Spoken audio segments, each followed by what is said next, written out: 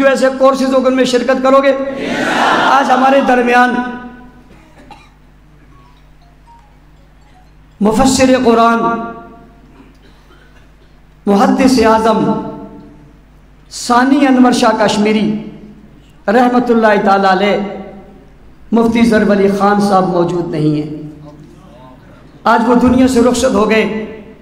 کتنا بڑا دکھ اور کتنا بڑا افسوس ہے کہ ہم ان کے اس محبت سے، ان کے اس علم سے، ان کے اس تعلیم اور تعلم سے محروم ہو گئے۔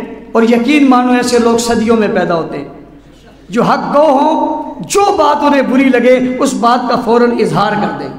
اور حضرت میں کمال تھا، جو بات ہوتی تھی، جو اچھی نہیں لگتی اس کا فوراً تذکرہ کرتے اور فوراً وہ بات کرتے۔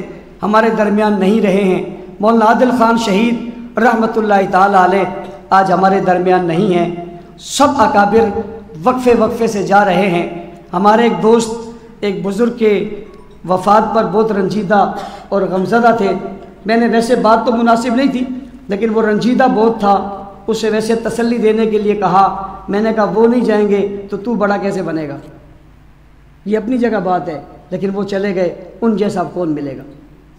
لیکن یہ اسلام کی ایک سچائی ہے اور اسلام کی ایک حقانیت اور حقیقت ہے کہ یہاں جانے والے کے بعد دوسرا ملتا ضرور ہے۔